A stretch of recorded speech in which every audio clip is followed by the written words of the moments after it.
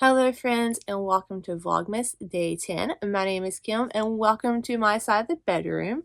We are in here today because it's loud outside and it's loud in there. It's been one of those Saturdays where we're having to do a little bit of homeschool work because one of my children decided that they were going to say they did all their work and not do it all, and they got busted. Yeah, so that's been fun. But I did have some progress in my Jimmy Bean's Craftvent ornaments. I finished one. I finished the first one. And there's a couple of things I would change if I was to do it again. Number one, not make an error, because I did on row 13 of the chart.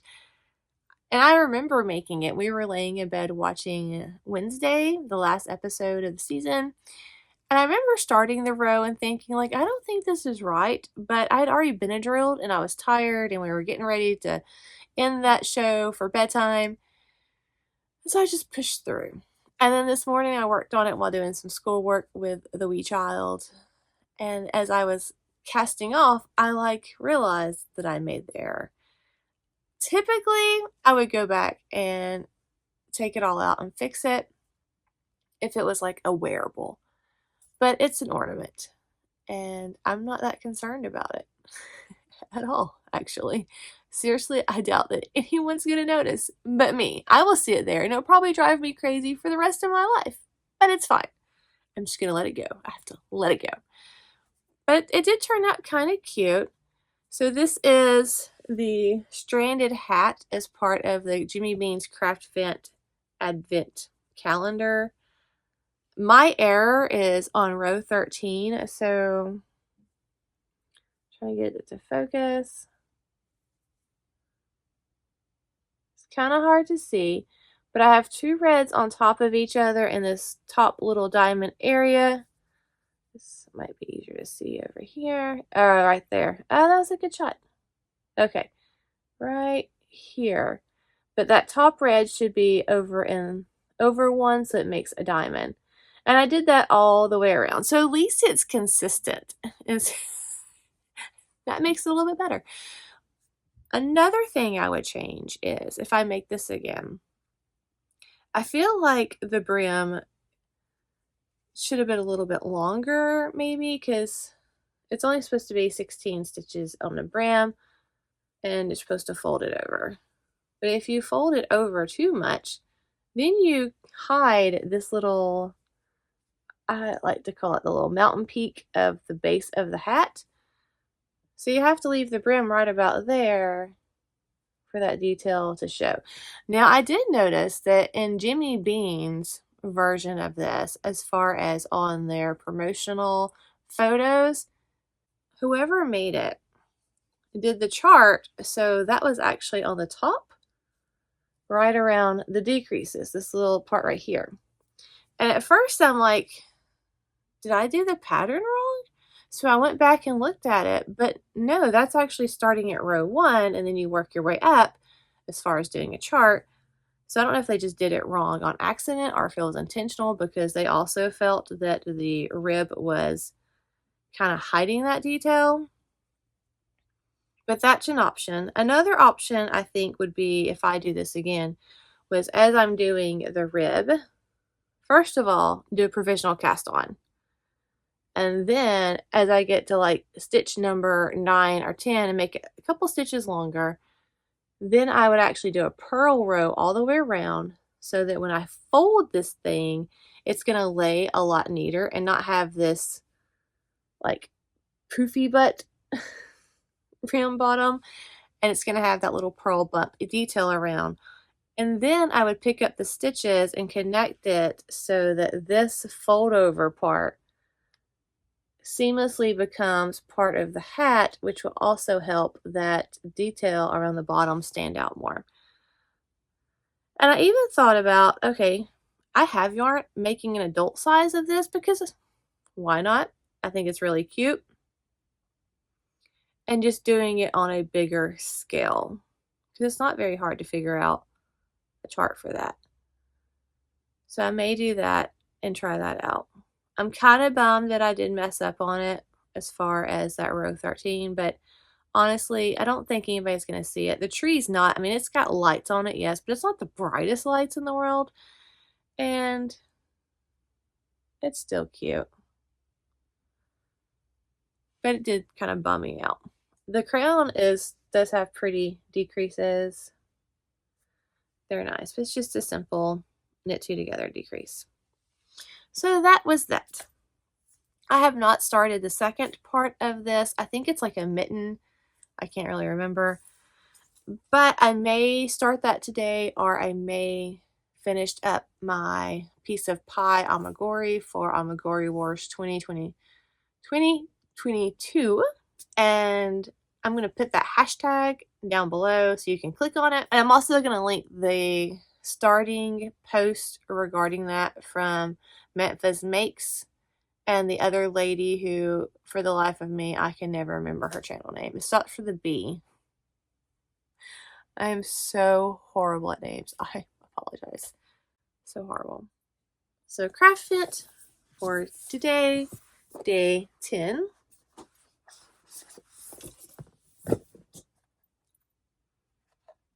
Is some yarn.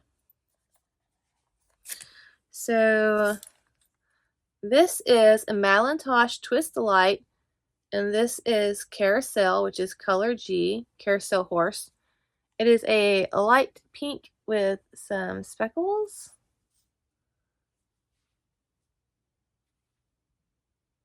Very, very pretty. And this red is Malintosh Twist Delight as well, color Patriarch, and it's just a kind of a bright, oh, that's not going to pick up, bright red. Carrying on with the yarn craftiness, let's look at the Molly.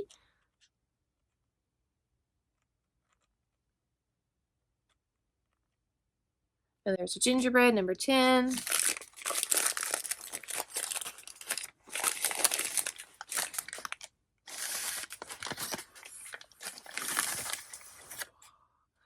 This is a white yarn with some red and white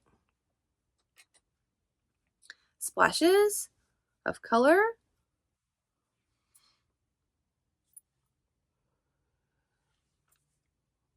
So I do like her yarn. It's very soft, but I am noticing that it's not as colorful as I would typically like, and that is okay, but it is making me a little sad. Looking at her colors that I have gotten so far, I'm definitely going to have to find some kind of tonal to really pull them all together to work with a project. And the reason I say that is because if you too find yourself opening a advent and maybe the colors are not as cohesive or as colorful as you want, then that's a great idea to bring them all together and to still have something that, you know, makes a statement. And I didn't open this one last year, which is a good thing.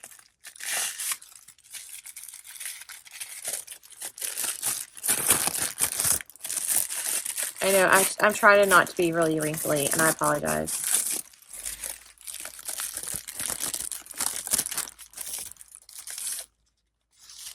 So this tissue paper is definitely one of the colors in this. This is very, very pretty.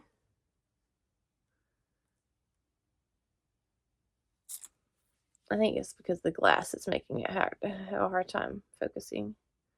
But it's greens and yellows as well, with some blues. Lots of little yellows.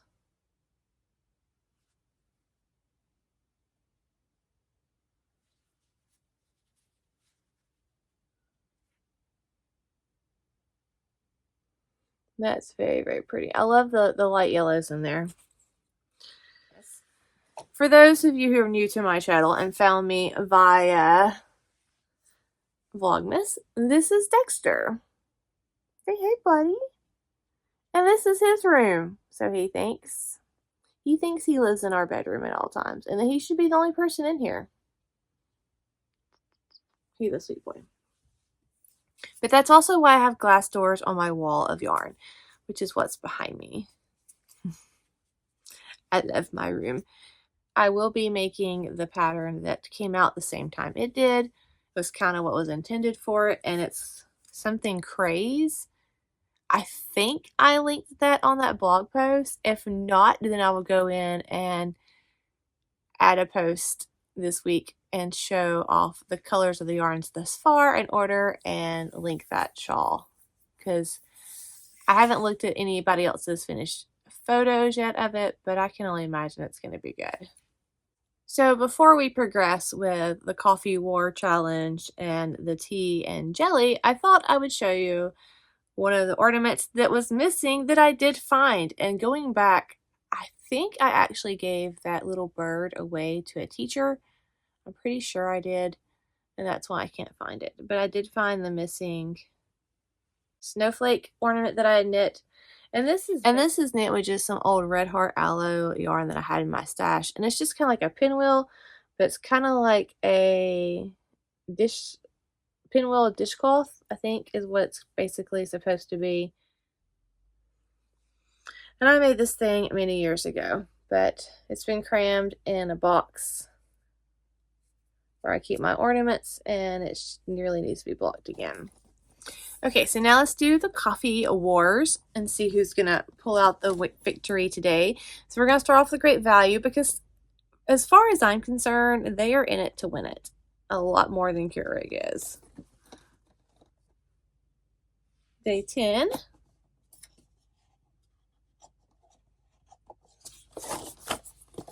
That's kind of hard. Raspberry lava cake ground coffee. Ooh.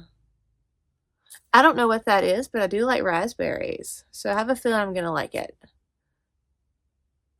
That's going to go with my jelly calendar for later. So for the Keurig, 24 cups of cheer. Let's see if it's going to bring me cheer or bring me to tears. And this one's already been open because my husband accidentally started opening it and I yelled at him. But it's not bringing me joy. It is just some run-of-the-mill Swiss Miss hot chocolate. It's not even cinnamon peppermint candy cane flavor. It's just basic hot chocolate. So I think today again is going to be the great value, and the Swiss Miss is not going to be the winner. So now let's look at our jellies calendar and see what we got.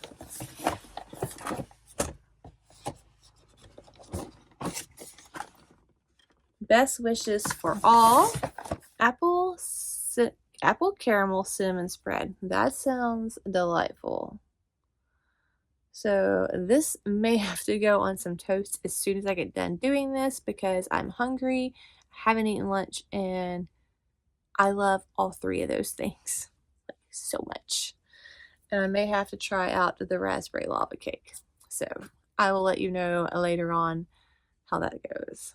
And now let's do the David's tea. So scary opening. I think everything's gonna fall out. Ooh, 10 is right here in the front today. So day 10.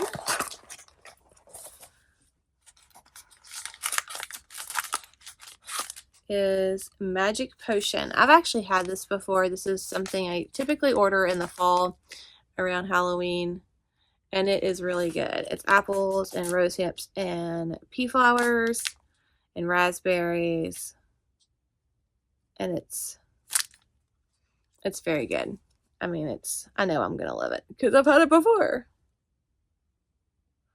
So that wraps up the opening portion of this video. And as always, I will put some more tidbits in.